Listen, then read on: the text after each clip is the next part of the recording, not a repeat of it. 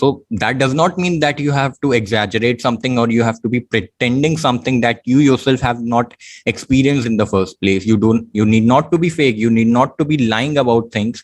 Instead, you have to try to relate the context to the best of your own abilities. So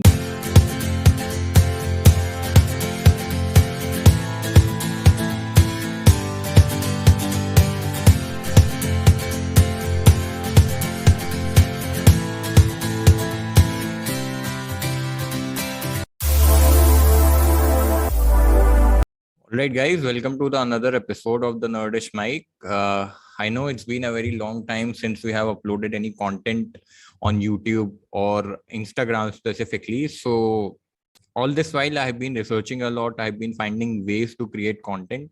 So I thought, why not to start with a very common topic that we teenagers actually face on a daily basis. So the topic that I have come across and I on a personal level has faced it periodically in my own life as well. So the topic that I have decided to talk about in this video is actually imposter syndrome. So what is imposter syndrome actually? So before we get into the real meat and potatoes of what is imposter syndrome actually, we need to find out that what does being an imposter actually means. So being an imposter actually means pretending to be someone else in an important situation, time, or circumstance. So what do I conclude out of this? I conclude that when you are in a situation where the stakes are very high, where you can't really afford to commit a mistake, it's that time that brings the pressure on you. It's that time where the stakes are high and you need to deliver the best of your own self. That is the time where most of us as teenagers crumble. We have actually no idea on what we have to do next and how we have to carry ourselves forward in this process. So there's something that happened to me on a personal level. So in my second year of college specifically, there was this seminar that was conducted inside my college, and there were few guests that were going to attend the seminar. And all of a sudden, on the morning of that date of seminar, I was told that I was going to be the anchor of this whole process. So I'm a person who has had zero experience of anchoring. I've not been into that situation where I could actually talk about that what anchoring actually requires. Just because of I'm a good communicator, I'm a good conversationalist, I was handed the mic and I was told that I was going to be the anchor for this whole seminar. So my HOD walks up to me and he hands me the list of the guests that were going to attend the seminar, and I was told that I have to address all of them with all sorts of niceness, all sorts of can say regards and respect. So I got my hands shivering and I had zero experience of what I had to do ahead. So what I did was that I tried to carry it forward organically. I decided that I'll be writing down all the important aspects in the list of what was handed to me, and then I'll be talking across all those different aspects that I was told to talk across. So that was something that happened with me, and with God's grace, I didn't crumble. I didn't fall flat on my face, because that was the constant fear in my mind. I was only thinking that what happens if I fumble here big time, if I flat on a fall flat on my face, what will be the consequences of those? Will I ever be given this opportunity again or not? So all of those questions were running inside my mind. I had zero idea of what I had to do ahead, but I was, calm enough to take out the solutions of my problems, and I was able to act upon it. So what I did was that I brought a very simple and organic thing into perspective, and that was to be in the moment, to live the moment, and to talk about things that have been very relevant to my own life. So I started talking about things. I started addressing my guest, and later on I found that I am in the moment and I am addressing things quite properly, and I'm not rushing in any manner possible. So I thought, this is the solution, this is the formula how you actually take things forward in a situation where you are actually under pressure actually. So that was something that happened with me, and it was not something that I was intimidated from. In fact, I gained a lot of confidence out of that one instance, and I always look forward to new challenges. I always look forward to create something that I have never been a part of. So being a curious guy. I have always believed that the best discoveries are made on the day where you have no idea about what is going to happen next.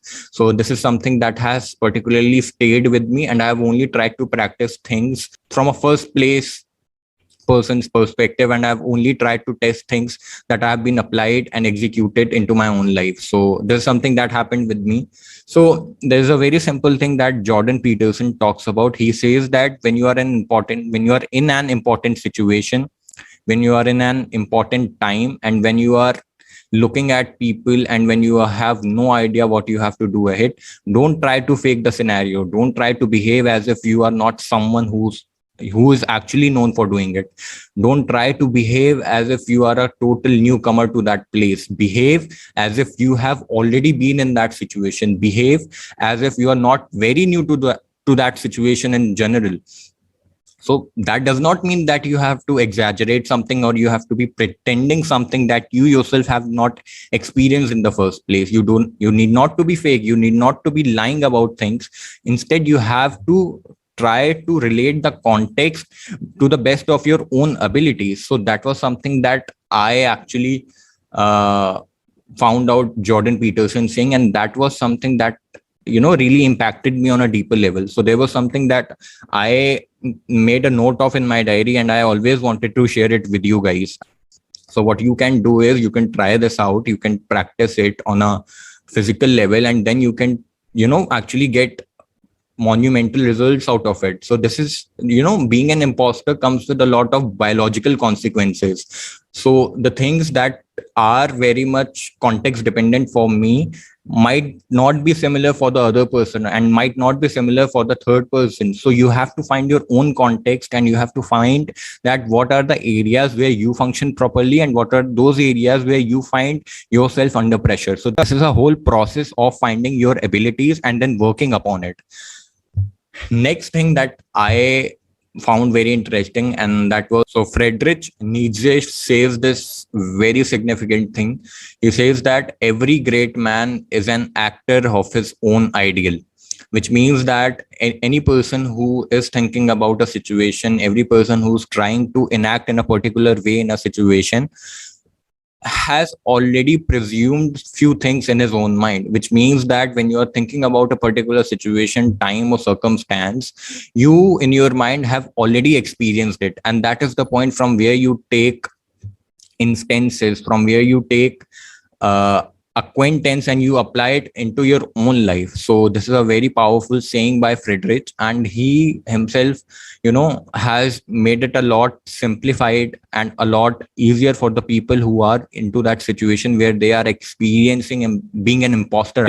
A change in the context of our lives brings a huge disorder into our lives. So in that moment, what we need to do is that we need to have a faith in ourselves. We need to keep practicing things, and we need to find a particular situation in which we function well. So there's this line that I also tweeted a few while back, and the line is somewhat like, transition brings change, and change invites adversity.